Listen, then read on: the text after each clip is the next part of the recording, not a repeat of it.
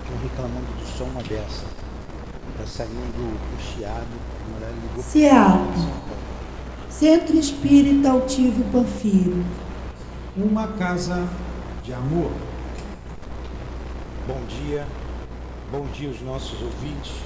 Que Jesus abençoe a nossa manhã de estudos. Vamos dar continuidade ao estudo da Revista Espírita. Vamos ler o capítulo 5, Bem-aventurados aflitos. Item 21. Perda de pessoas amadas e mortes prematuras. Quando a morte vem até vossas famílias, levando sem critério algum os jovens antes dos velhos, muitas vezes dizeis: Deus não é justo, porquanto sacrifica o que é forte e cheio de vida para conservar aqueles que viveram muitos anos plenos de decepções. Leva aqueles que são úteis e deixa os que não servem para mais nada. Parte o coração de uma mãe, privando-a da inocente criatura que fazia toda a sua alegria. Humanos, é nisso que tendes necessidade de vos elevar acima do terra a terra da vida, para compreender que o bem muitas vezes está lá onde se acredita ver o mal, a sábia previdência onde se crê ver a cega fatalidade do destino. Porque avaliar a justiça divina pelo valor da vossa? Podeis pensar que o mestre dos mundos queira por um simples capricho vos fazer sofrer penas cruéis? Nada se faz sem uma finalidade inteligente, e seja lá o que for, cada fato tem sua razão de ser. Se procurasses investigar minuciosamente todas as dores que vos atingem, nelas sempre iríeis encontrar a razão divina, a razão regeneradora, e vossos insignificantes interesses teriam uma importância tão menor que vós os colocariais em último. Aqui estamos, Jesus, mais uma vez reunidos em nossa casa de amor para estudarmos a doutrina espírita. Envolva-nos com o teu amor, dando-nos segurança, para que hoje o nosso dia seja proveitoso, esses estudos proveitosos e compreensíveis para todos nós. Por isso, em teu nome, invocamos o nosso mestre Kardec, que escreveu a Revista Espírita, os artigos da Revista Espírita. Que ele nos inspire, que Leon Denis esteja conosco, o altivo e a direção espiritual da nossa casa de amor. Em nome desses irmãos queridos, em nome do amor, em nome do nosso amor, Lourdinha, mas acima de tudo, em nome do teu amor, Jesus, do amor de Deus, nosso Pai, é que damos por iniciados os estudos da manhã de hoje. Que assim seja.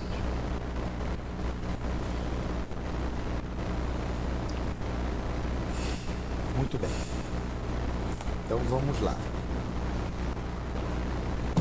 Revista Espírita de junho de 1858. Vamos ler aqui o artigo sobre a preguiça.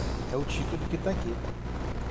Dissertação moral ditada por São Luís à senhorita Hermance Dufour, no dia 5 de maio de 1858. Olha, ele ditou a médium Hermance Dufour. Hermance Dufour foi uma médium que colaborou muito com Kardec. Ajudou a responder as perguntas que estão ali no livro dos Espíritos, né? A segunda parte do livro dos Espíritos, quase toda. Depois da pergunta 500. Aí vamos lá a este artigo. Um homem saiu muito cedo e foi à praça para contratar operários. Ora, ali viu dois homens do povo, sentados e de braços cruzados. Chegou-se a um deles e assim o abordou. Que fazes aí? Ao que o mesmo lhe respondeu: não tenho trabalho. Disse então aquele que procurava trabalhadores: toma a tua ferramenta e vem ao meu campo, na vertente da colina. Vem ao meu campo, na vertente da colina. Dividiu o trabalho em dois e se foi. Ao cair da noite, a tarefa é dura, mas terás um bom salário. O homem do povo pôs a enxada no ombro e lhe agradeceu de todo o coração. Ouvindo isto, o outro operário levantou-se e aproximou-se, dizendo: Senhor, deixe-me ir também trabalhar no campo. E tendo-lhes dito a ambos que o seguissem, marchou à frente para mostrar o caminho. Depois, quando chegaram à encosta da colina, dividiu o trabalho em dois e se foi. Quando ele partiu, o último dos operários contratados pôs fogo no mato da gleba que lhe coube por sorte e lavrou a terra com a enxada. O calor do sol, o suor orejava-lhe a fronte. O outro o imitou, a princípio murmurando. Em breve parou o trabalho e, enterrando a enxada no chão, sentou-se ao lado, olhando o trabalho do companheiro. Ora, ao cair da tarde, veio o dono do campo e examinou o trabalho. Chamando o operário diligente, felicitou-o, dizendo: trabalhaste bem, eis o teu salário. E despediu-o, dando-lhe uma moeda de prata. O outro também se aproximou, reclamando o preço de seu salário. Mas o dono lhe disse: mau trabalhador, meu pão não matará a tua fome, porque tu deixaste inculta a parte de meu campo que te foi confiada. Não é justo que aquele que nada fez seja recompensado como que trabalhou bem. E o despediu sem nada lhe dar. 2. Eu vos digo que a força não foi dada ao homem, nem a inteligência ao seu espírito, para que consuma seus dias na ociosidade, mas para quê? Mas para ser útil aos seus semelhantes. Ora, aquele cujas mãos estiveram desocupadas e o espírito ocioso será punido e deverá recomeçar a sua tarefa. Em verdade vos digo, sua vida será posta de lado como coisa imprestável, quando seu tempo se cumprir. Compreendei isto como uma comparação. Qual de vós, possuindo no pomar uma árvore que não dá frutos, não dirá ao servo: corte aquela árvore e lance-a no fogo, pois seus ramos são estéreis? Vamos lá. Qual de vós, possuindo no pomar uma árvore que não dá frutos, não dirá ao seu servo: corte aquela árvore e lance-a no fogo, pois seus ramos são estéreis? Ora, assim como aquela árvore será cortada por causa da sua esterilidade, também a vida do preguiçoso será lançada no refúgio por ter sido estéril em boas obras. Entendeu, Rosângela? Mais ou menos? Então vou explicar aqui com a minha palavra. O título é O Preguiçoso. Você é preguiçosa? Berenice, você é preguiçosa? Você é preguiçoso? Ninguém quer ser chamado de preguiçoso, né? Mas o gordinho lá é, né? Meio devagar, né? Bem preguiçoso. Ele lá atrás é meio preguiçoso, já vi que é meio devagar. Certo? Né? Então o título foi O Preguiçoso. E o espírito lá de São Luís contou a história. Ó. Tinham dois homens lá esperando trabalho. Homem da rua, do povo. Parece que lá com a parábola, né? Do homem que vai, do trabalhador da última hora. Mas ele contou que 2 homens precisavam de trabalho. Ele foi lá, o que vocês estão fazendo aí, de braço cruzado na praça? Ah, estou precisando trabalhar. Então vamos lá, contratou um, vem trabalhar, você, chamou Rosângela para trabalhar. Olha, você vai capinar aquilo lá para mim, tal, é duro o trabalho, mas eu vou te pagar bem. Nossa, a gente pegou a enxada, deu a enxada para Rosângela. E quando ia saindo, o outro disse assim, poxa, não trabalho para mim também não posso ir. Foi a Berenice. A Berenice foi. Chegou lá, ele dividiu no meio. Mas você faz essa parte, você faz essa outra parte. Rosângela começou a capinar, a Berenice chegou lá, deu uma roçada, tacou fogo no mato para acabar com aquele mato que está ali, roçou, rodeou a terra, deixou tudo certinho, o outro quando viu aquilo, começou a fazer a mesma coisa, o primeiro então chamou. Mas ficou cansado, teve preguiça, ficou igual o pastor aí, sentou lá, sentou na enxada, ficou olhando o outro, ou ficou olhando o outro trabalhar. E o outro suado, trabalhando. Chegou o final do... um capinou, fez o que tinha que ser feito, e o outro parou o serviço no meio do caminho. Ainda ficou reclamando. Pô, muito trabalho.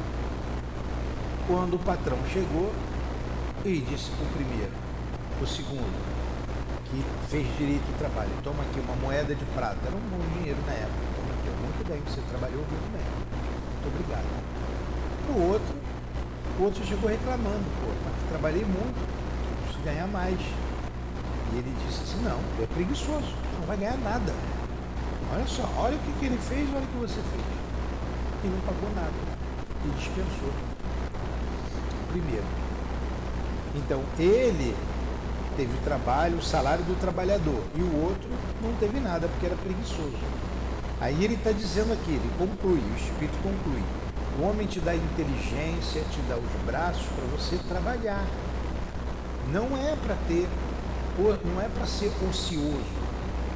E quantas pessoas estão sem trabalho porque na verdade não querem trabalhar? São pessoas ociosas, né? Não quer trabalhar. Ela quer um emprego que ganhe muito e faça pouco. Então é um artigo para a gente pensar. Como é que ele concluiu aqui? Exatamente o que eu digo. Eu vos digo que a força não foi dada ao homem, nem a inteligência ao seu espírito, para que se consuma seus dias na ociosidade.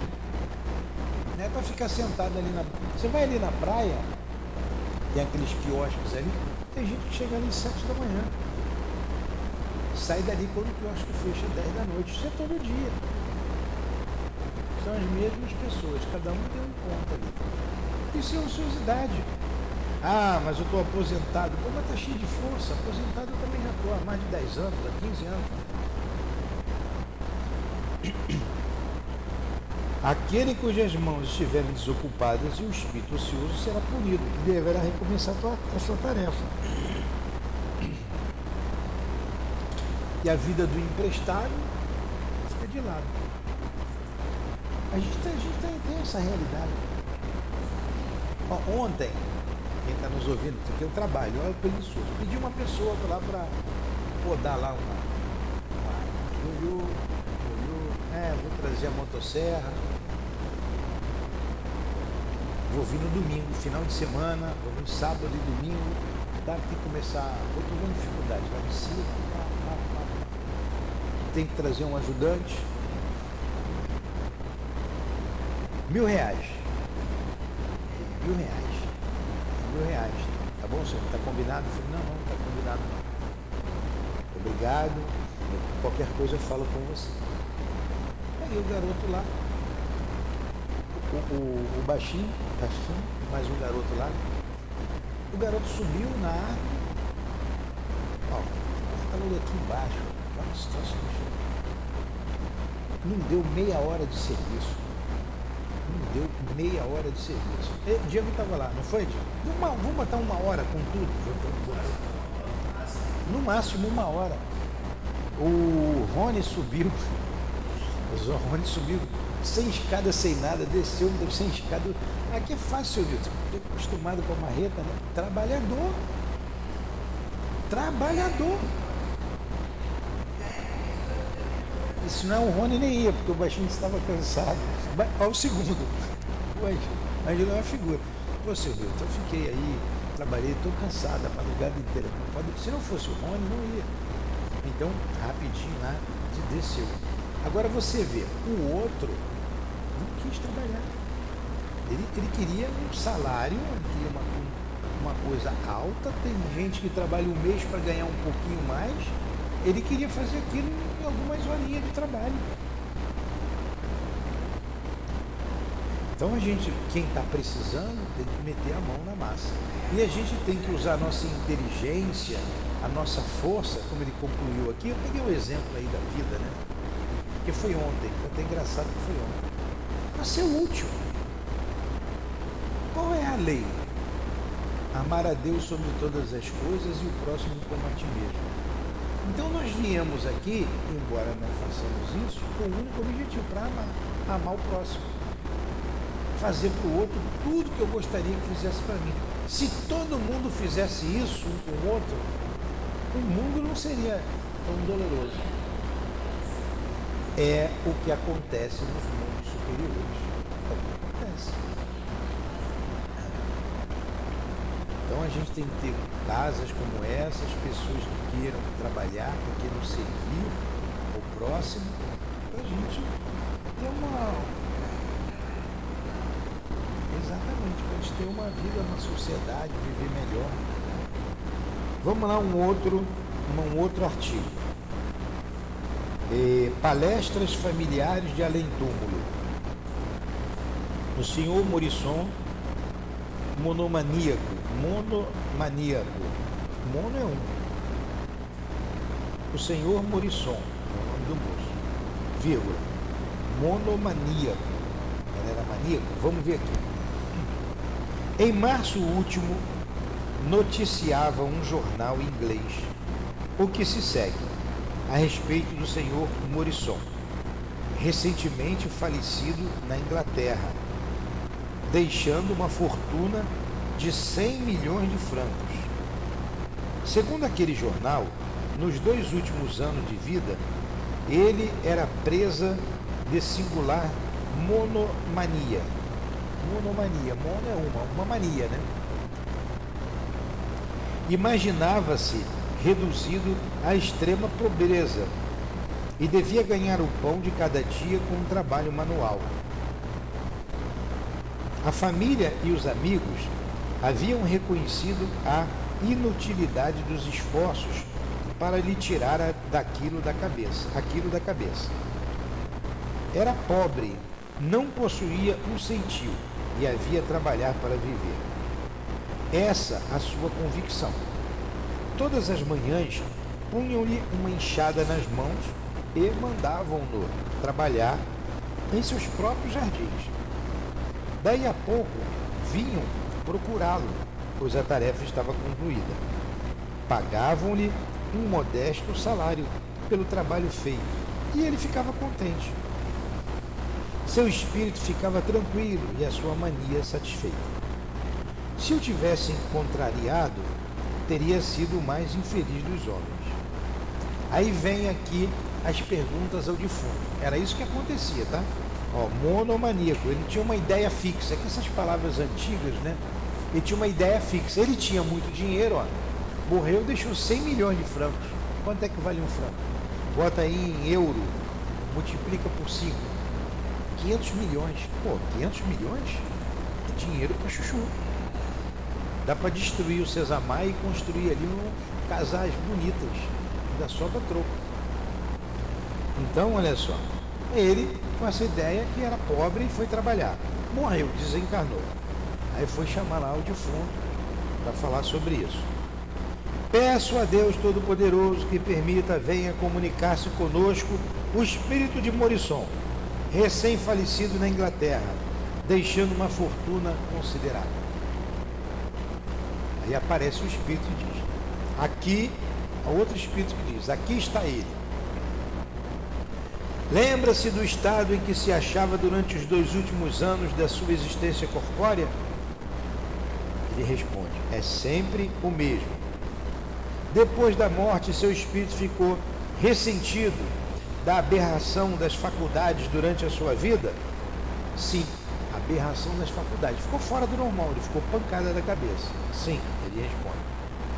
São Luís completa a resposta dizendo espontaneamente: desprendido do corpo, o espírito sente durante algum tempo a compressão dos seus laços.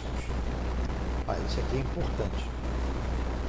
Essa afirmação de São Luís responde algumas questões nossas. Você enlouqueceu. O problema dele é que ele enlouqueceu, né? Trazendo para hoje.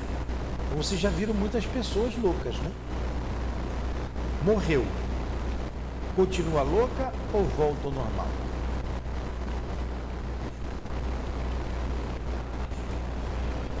Foi isso que olha o que São Luís falou. Ele respondeu aqui, ó. Desprendido do corpo, o espírito sente durante algum tempo a compressão dos seus laços. Ele durante algum tempo ainda vai sentir o corpo físico que o prendeu durante anos. Então ele fica ainda meio que louco. Algum tempo, depois ele vai voltar ao normal. Entendeu? Porque o que ele respondeu? Ele respondeu que sim, olha, São Luís estava ali perto, completou a resposta. Ó, continua a mesma coisa, ele continuou doido do outro lado, ele desencarnou.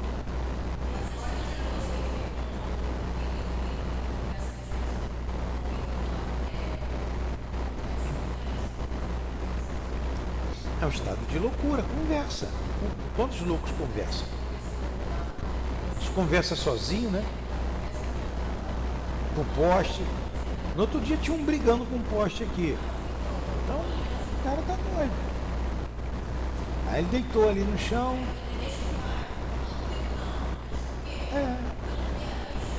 Muitas vezes são médiums. Eles estão vendo ali espíritos, sim. A gente não vê. Aí discute, briga, muitas vezes são médiums. Aí mistura, loucura, ele não fluiu com a mediunidade, não trabalhou, acaba realmente enlouquecendo. Então a mistura. No outro dia um brigava com ele mesmo aqui. Ele pegava uma arma assim com o dedo, apontava a arma para ele, assim, com a outra mão ele segurava o braço e ficava brigando com o braço e discutindo. Quando eu cheguei perto, eu perguntei: tudo bem? Tudo bem? Fiz umas caretonhas para mim, bem feio. Você quer comer alguma coisa? Ele quer. Eu vou lá pegar ele: por favor, não me traga sopa, eu não tomo sopa. Eu falei: tá bom.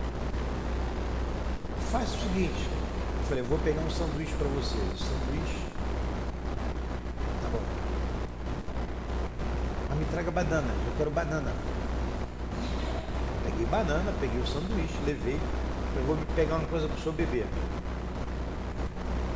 Não tomo mate. Eu: sim, senhor. O senhor toma aquele Guaraná, que eu tinha Guaraná, refresco Guaraná, aquele que a gente fazia. Pode trazer. Aí eu levei para ele. Esquentei o pão, fiz um sanduíche como se fosse para mim, passei requeijão, botei queijo, fiz um sanduíche caprichado. Levei, botei no guardanapo. Aqui, coloca aí do lado. Eu falei: mas está quentinho, é bom o senhor comer. Coloca aí do lado. Fui, botei. Aí eu saí, falei: fica em paz. Ele olhou para mim, bateu uma continência: muito obrigado. Fui embora. Agora tá no estado. Ele vai desencarnar. Ele vai desencarnar, vai ficar normal? Não. Essa pressão do corpo, a obsessão, vai continuar durante algum tempo, até esses laços irem. Aí não era, confusão danada, né? Vamos lá. Aí ele pergunta aqui: assim, após a morte, o seu espírito não recobrou imediatamente a plenitude de suas faculdades? Não. Ele continuou louco, não. Onde está agora? Atrás de irmãs. assim foi. E a médium, uma menina, 20 anos. É feliz ou é infeliz? Algo me falta, não sei o que. Procuro. Sim, sofro. E por que sofre? Sofro pelo bem que não sofre pelo bem que não fez. É a resposta de São Luís. Olha só. Algo me falta, não sei o que. Eu procuro. Sim, sofro. Mas por que sofre? Aí é São Luís que responde. Sofre pelo bem que não fez. Olha uma mensagem são duas mensagens diferentes pelo mesmo médium e assessorado por São Luís, porque na anterior, os dois trabalhadores, um era preguiçoso. Agora era esse que não fez, que foi inútil, que teve a vida inútil. Ele sofre por isso. Sofre pelo que não fez. Outra pergunta. Por que essa mania de julgar-se pobre quando possuía grande fortuna? Eu era verdadeiramente rico e aquele que não tem necessidade. E de onde vinha essa ideia de que era necessário trabalhar para viver? Eu era louco e ainda sou. Como lhe veio essa loucura? Que importa? Eu tinha escolhido essa expiação. Qual é a origem da sua fortuna? Que te importa? Entretanto, a sua invenção não visava aliviar a humanidade e enriquecer-me. Que uso fazia da fortuna quando gozava da plenitude da razão? Nenhum. Creio que a gozava. Por que lhe teria Deus concedido fortuna, desde que não devia empregá-la, desde que não devia empregá-la utilmente para os outros? Eu tinha escolhido esta prova. Eu tinha escolhido a prova. Aquele que goza de uma fortuna adquirida no trabalho não é mais excusável por se apegar a ela do que o que nasceu no seio da opulência e jamais conheceu a necessidade? Ele diz, menos. Aí São Luís vai corrigir. Vamos falar de todas essas perguntas e respostas já já. Olha o que São Luís diz. Aquele conhece a dor a que não dá alívio. O que São Luís está querendo dizer aqui? Isso aqui está lá no Livro dos Espíritos. Quem é mais culpado? Tem uma pergunta dessa no Livro dos Espíritos. Vê se tu acha aí o número da questão. Quem é o mais culpado? Aquele que nasceu rico e goza da riqueza, não faz nada para ninguém, vive da riqueza, só vive para ele, ou o que nasceu pobre, que não tinha nada, que ficou rico e vive só para ele? O primeiro, que conheceu a pobreza e sabia que tinha dor e não quis aliviar. É o que São Luís está dizendo aqui, ó. Olha o que São Luís diz aqui, ó. Aquele que goza de uma fortuna adquirida no trabalho, São Luís acrescenta, aquele conhece a dor a que não dá alívio. Entendeu? Então o que ele está dizendo aqui? Ele foi fazendo uma série de perguntas. Você era louco? Era louco. Você tinha muito dinheiro. Por que você foi trabalhar? Você era loucura? Eu era louco. E por que você ficou louco? Foi expiação, eu pedi passar por isso. Ah, você pediu passar por expiação. Tá. E teus inventos, você devia ter ganhado dinheiro com inventos. Seus inventos, era para ajudar as pessoas? Era, e era para eu ficar rico também, eu queria dinheiro.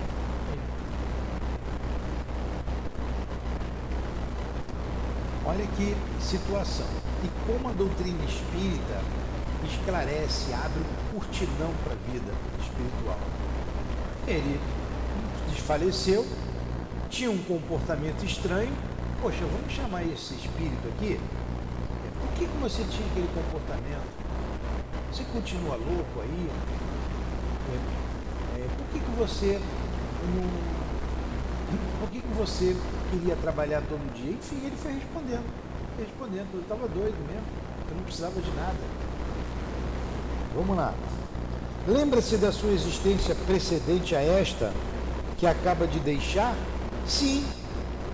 Então, quando você morrer, o Eduardo, na outra você foi Eduardo. Na outra você foi Eduardo. Quando você morrer, você vai lembrar que você foi Eduardo na outra vida. E por que nessa vida, Gabriel, você está passando por algumas dificuldades? Isso é consequência do que tu fez na outra. Ou do que você deixou de fazer na outra. Entendeu? Então todos nós hoje, você, eu, todos que estamos aqui, colhemos o que plantamos anteriormente. Aí perguntou para ele, você lembra da tua outra vida? Lembro. A gente vai lembrar, todo mundo vai lembrar. Lembro, sim. Hã? Ah, tá, eu vou ver ali. Que era então? Um operário. Ó, na outra vida ele era um operário. Disse-nos que é infeliz. Vê um termo para o seu sofrimento? Não. São Luís acrescenta, é cedo demais. Olha, isso é uma outra coisa que está desenvolvido lá no livro dos Espíritos. Alguns espíritos sofredores, eles não têm ideia do termo, termo é o fim, do fim do seu sofrimento. Eles acham que vão sofrer para sempre. Alguns acham que aquilo é um castigo de Deus, que eles estão no inferno e vão ficar lá para sempre. Isso aí realmente é uma expiação. Tanto que ele perguntou, você sabe o fim desse sofrimento? Ele não vejo o fim. Olha o que o São Luís diz, ó. Ainda é cedo. Ele é culpado, né? De quem depende isto? De mim. Assim me disse aquele que está ali. Ele se refere a São Luís. Conhece aquele que está ali? Vós o chamais Luís. Sabeis o que foi ele na França no século XIII? Não. Eu o conheço por vosso intermédio. Agradeço por aquilo que me ensinou. Olha, não sabia nem que São Luís tinha sido rei, né? Acredita numa outra existência corporal? Sim. Se deve renascer na vida corpórea, de quem dependerá sua futura posição social? De mim, suponho eu. Tantas vezes escolhi que isto só de mim poderá depender. Aí vem aqui a observação. As palavras tantas vezes escolhi são características. Seu estado atual prova que, apesar das numerosas existências, pouco progrediu, o que para ele é um constante recomeçar. Olha só, o espírito é preguiçoso. Pouco progrediu. Então cada existência é um recomeçar. Tiago não fez nada, morre, volta. Não faz nada, morre, volta. Não faz nada de novo. Agora pelo menos, Tiago, tu está estudando aqui, né? Uma coisa, né? Está aprendendo, está trabalhando, é obrigado a ouvir, né? Já sabe que é espírito imortal, né? Tem que agir assim. Interessante esse diálogo com o defunto, né?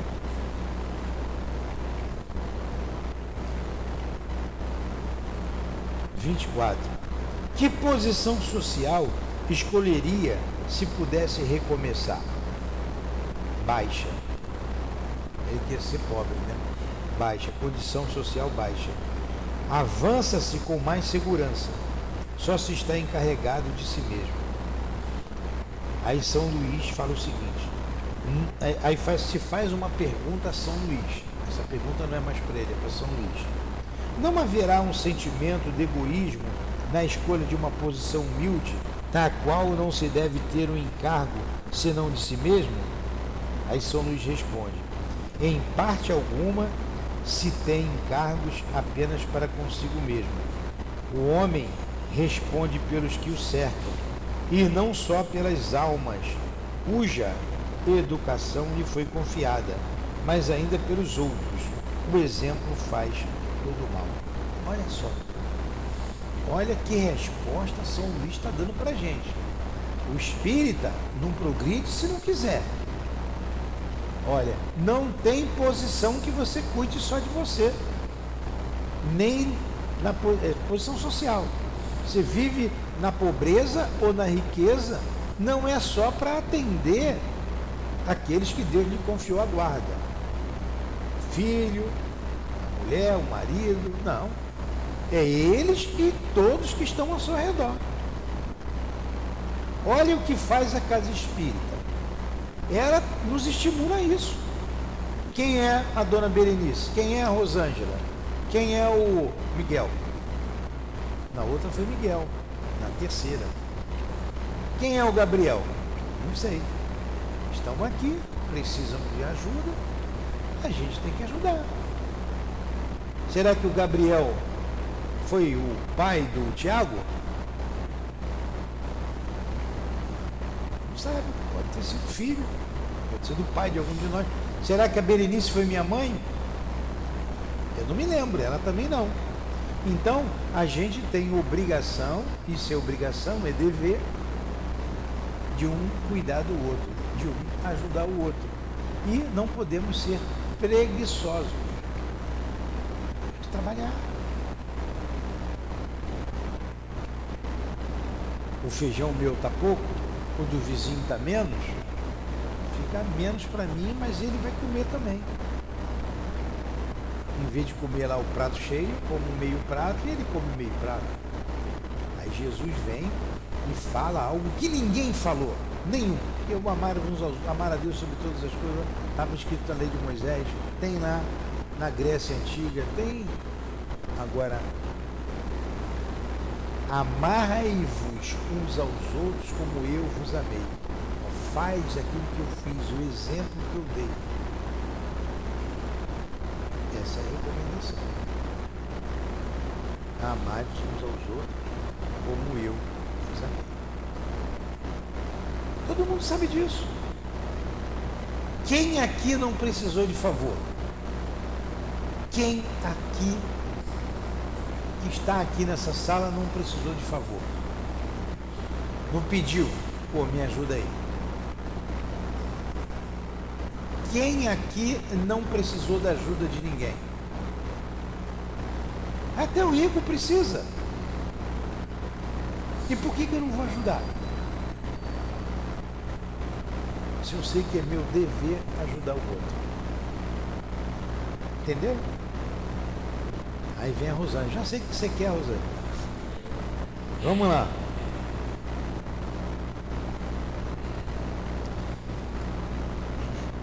Aí vem cá. A pergunta agora a Morisson, o defunto lá, né? Eu falo defunto, eu acho essa palavra até engraçada, que o Leon Denis usa muito isso. O defunto, evocando o defunto. Gabriel está mais para defunto do que para vivo, né, Gabriel? Vamos lá. A pergunta lá, a Marisson. Nós lhe agradecemos a bondade com que nos respondeu e rogamos a Deus que lhes dê forças para suportar novas provas. Aí ele responde: vós me aliviastes, eu aprendi. A humildade dele, aprendi com vocês. Aí tem uma observação. Reconhece-se facilmente nas respostas acima o estado moral do espírito. Elas são curtas e, quando não, monossilábicas. Tem algo de sombrio e de vago. Um louco melancólico não falaria diferentemente. Essa persistência da aberração das ideias após a morte é um fato notável, apesar de não ser constante, ou por vezes apresente um caráter completamente diverso. Teremos ocasião de citar vários outros exemplos onde se estudam as diferentes formas de loucura. Olha, o Kardec está dizendo aqui que aquilo é uma coisa comum, mas não é em todo mundo. Em doutrina espírita, tudo, não é sempre, nunca. São palavras que a gente não deve usar, porque depende muito de nós. Uma vez, várias visitas. Uma vez eu visitava uma pessoa, uma vez não, fui várias vezes na casa dela. Ela estava numa cadeira de rodas. Ela entendia tudo. Claro, meu Deus, claro. Entendia, estava lá. E ela desencarnou. Mas quem foi trabalhar comigo, havia mulher livre, fora do corpo. E quando a gente lá estava dormindo, ela estava sassaricando para lá e para cá, ela não estava na cadeira de rodas. O espírito estava preso naquele corpo defeituoso, por uma expiação. Mas ele estava feliz, estava sempre sorrindo, e ela estava sempre sorrindo. Cumprindo a expiação dela. Então varia. Alguma pergunta? Agora vem um estudo que não vai dar tempo. Em 15 minutos para a gente fazer. Vai passar uns 5 minutos aí da hora. Vocês querem? Então vamos lá. O suicida da Samaritana. É um primeiro artigo. Lá para frente, nós vamos ver outros artigos. A revista Espírita é muito boa. Depois a gente vai ver um artigo aqui sobre Luís XI. Vamos lá. O suicida da Samaritana. Número 1. Recentemente, os jornais noticiaram o seguinte fato. Ontem, 7 de abril de 1858, pelas 7 horas da noite, um homem de cerca de 50 anos, vestido decentemente, apresentou-se no estabelecimento da Samaritana e pediu um banho. O empregado admirou-se de que, após 2 horas, o indivíduo não chamasse. Decidiu-se a entrar no banheiro para ver se não se sentia indisposto. Testemunhou então um horrível espetáculo. O infeliz havia golpeado a garganta com a navalha e todo o sangue se havia misturado à água da banheira. Desde que a identidade não pôde ser estabelecida, o cadáver foi transportado para o necrotério. Triste, né? Eles vão chamar esse espírito para saber o que foi que aconteceu com ele. Esse relato aqui está no livro Céu e Inferno, na parte dos suicidas. Isso aqui ele colocou lá. Está lá no livro Céu e Inferno. Olha, vamos ver o que ele diz. Pensamos que seria possível tirar um ensinamento útil à nossa instrução da conversa com o espírito desse homem. Assim, evocamos-lo no dia 13 de abril, 6 dias após, portanto, a sua morte. Então ele se suicidou cortando a garganta com uma navalha. Coisa cara. 6 dias depois, evocaram o espírito. Peço a Deus Todo-Poderoso, permita ao espírito do indivíduo que se suicidou a 7 de abril de 1858, porque não sabia o nome dele, não levou identidade, não levou nada, nos banhos da Samaritana, venha comunicar-se conosco. Espere. Depois de alguns instantes, ei-lo. Isso aqui é São Luís, o dia do médico. Está aqui. Observação.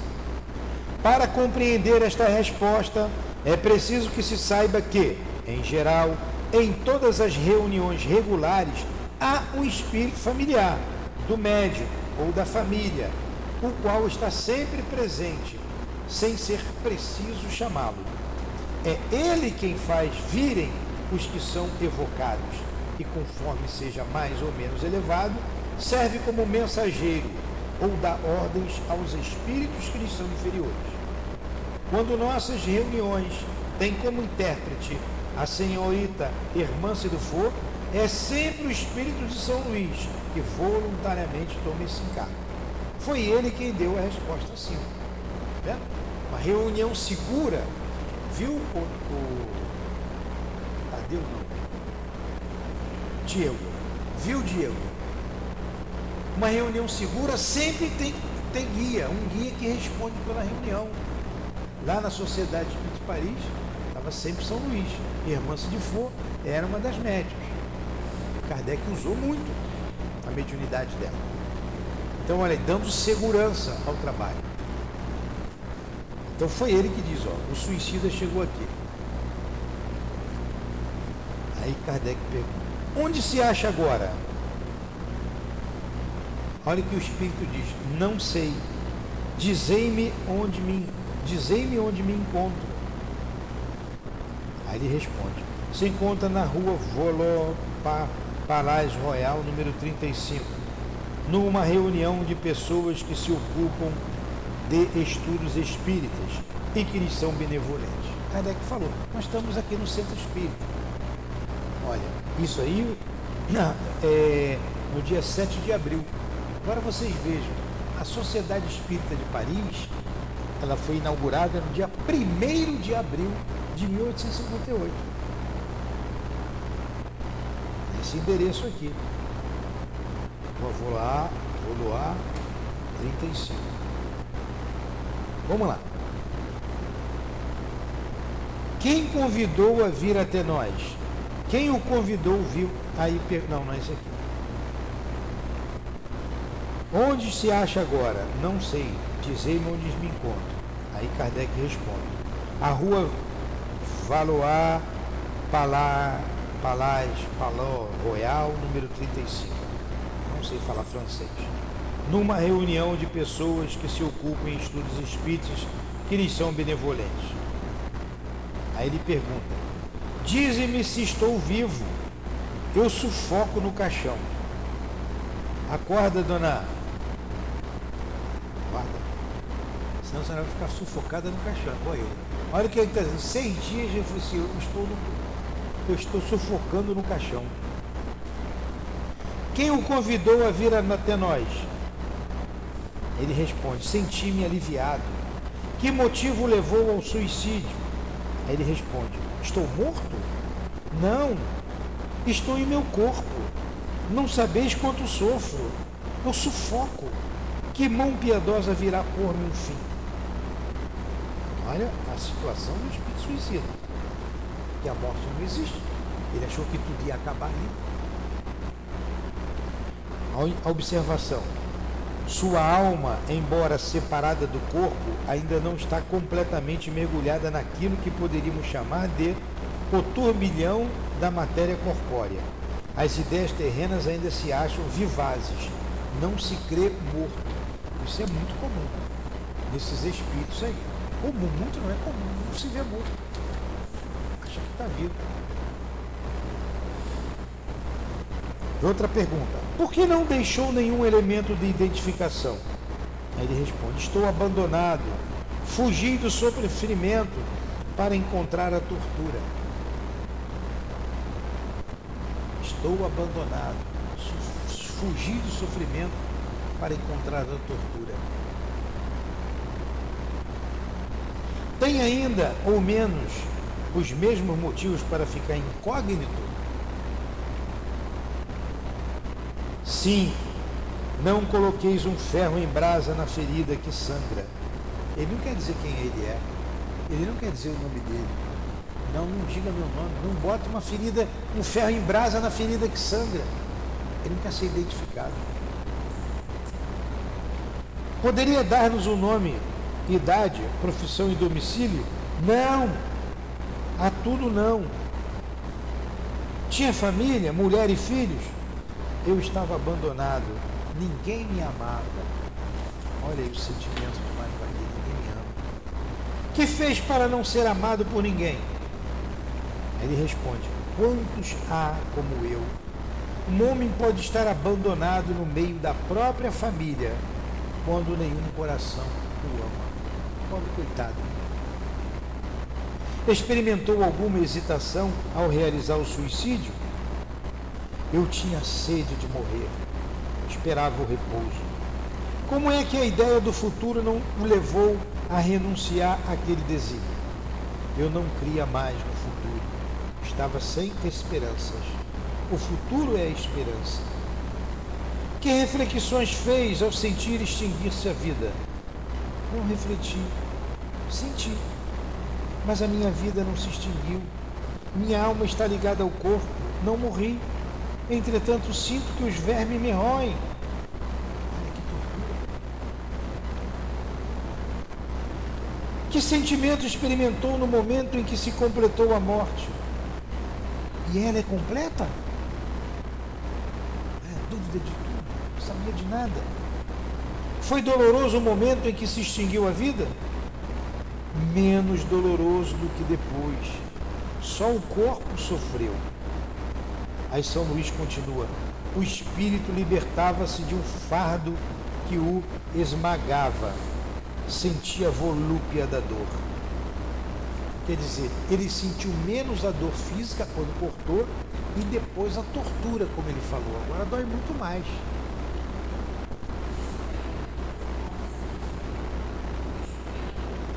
Ele sentiu, suicidas, alguns suicidas sentem, como ele. Ele está jungido ao corpo ainda, ele está ligado ao corpo. Aí ele percebe isso. Depende da pessoa. Se ela for uma pessoa sensual, ligada à matéria, pode ficar ligada ao corpo e sentir a mesma coisa, também pode. Cremação não tem problema nenhum. Não tem, mas dependendo do espírito que está ligado ao corpo, pode sentir alguma coisa, da mesma forma que vai sentir sendo enterrado. Mas tem os espíritos guias para aliviar isso, tirar ele dali. Tá?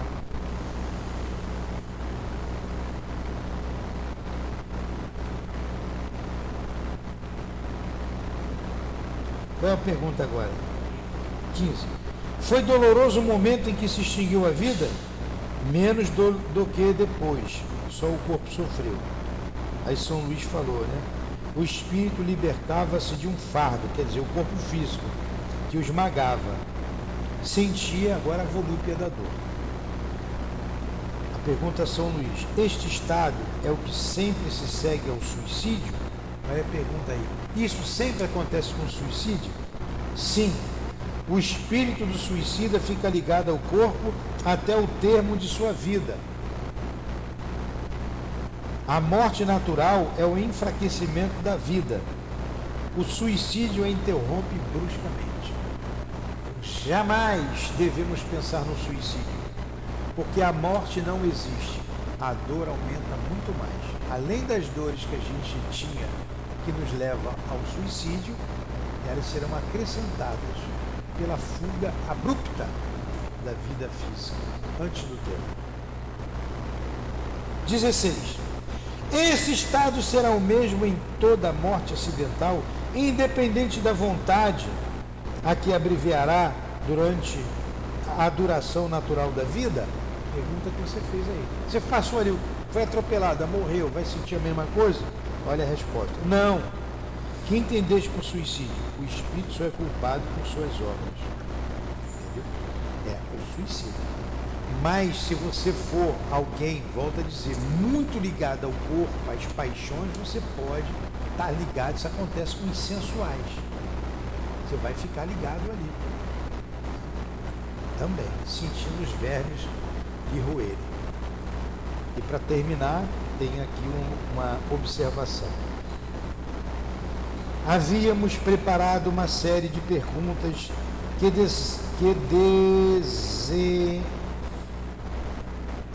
O meu livro não está completo. Havíamos preparado uma série de perguntas que desenhavam, nenhuma consciência tinha ido. Eles haviam preparado uma série de perguntas, mas que ele não tinha consciência para responder. É que meu livro aqui interrompeu. A única coisa que nos pôde, ele respondeu a única coisa que nos pôde. Diante das respostas, elas perderam a oportunidade. Era evidente que nenhuma consciência tinha ele da situação.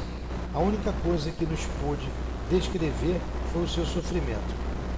Olha, o meu livro está confuso aqui a tradução. Mas o que ele está querendo dizer? Tinha mais perguntas para fazer, mas devido ao sofrimento dele, não pôde responder e só falava do sofrimento, do sofrimento, do sofrimento. Essa dúvida da morte é muito comum nos recém-falecidos e principalmente naqueles que em vida não elevaram a alma acima da matéria. À primeira vista é um fenômeno bizarro, mas explicável, muito naturalmente. Se perguntarmos a uma pessoa que que pela primeira vez é levada ao sonambulismo, se está adormecida, ela responderá quase sempre não. A sua resposta é lógica. O interrogante é que formula mal a pergunta, servindo-se de um termo impróprio. A ideia do sono, no falar comum, está ligada à da suspensão de todas as faculdades sensitivas. Ora, o sonâmbulo que pensa e vê, que tem consciência de sua liberdade moral, não crê que durma, e com efeito não dorme, na acepção vulgar do vocábulo. Eis porque responde não, até familiarizar-se com essa nova maneira de entender a coisa. O mesmo acontece com o homem que acaba de morrer. Para ele a morte não era nada. A morte era o nada. Ora, como o sonâmbulo vê, sente e fala, para ele, pois, não há morto. E o diz até adquirir a intuição do seu novo estado. O que ele está dizendo aqui? Olha, para você falar com os espíritos, você tem que ser objetivo e claro nas suas perguntas. Se você formular a pergunta mal, você não vai ter uma resposta boa. Aí ele fez a analogia com o sonâmbulo. Você perguntar para o sonâmbulo, você está dormindo? Ele vai dizer não. Mas ele não está dormindo. Ele usa o corpo que está dormindo. O corpo está dormindo, mas ele não. Ele usa o corpo como uma marionete. Então você não formulou a pergunta adequada. A mesma coisa, você morreu? Não, eu estou vivo. Ele não sabe responder direito. Então tem que saber fazer pergunta. Por isso ele se eximiu de uma porção de perguntas que o espírito não tinha condições de responder. Lá na frente ele vai fazer outras questões. Tá? Ele colocou aqui, tanto que ele colocou aqui, ó, o suicida da Samaritana. A Samaritana devia ser o lugar lá, o hotel que ele ficou, né? Não é lá da Samaria, não. Lá na frente ele vai perguntar, a Samaritana lá é o lugar, né? Lá na frente ele vai continuar isso. Semana que vem, então, vamos ver as confissões de Luís XI. Né? Luís XI. Ditada por ele mesmo, a senhorita Irmã de Fogo. O rei Luís XI. Não é o São Luís, tá? Não é o São Luís. São Luís é Luís. Acho que é Luís VIII. Acho que é Luís VIII. Eu vou botar aqui. Toda hora a gente vai fazer a prece agora. Quem foi São Luís? Luís IX, rei da França. 1226, século XIII, né? Esse é São Luís, o rei bom. Ele nasceu em 25 de abril de 1214 e morreu em 1270. Poxa, viveu pouco, 60 a 56 anos. O rei bom. Esse é o São Luís. Luís IX. E semana que vem a gente vai ver o Luís XI.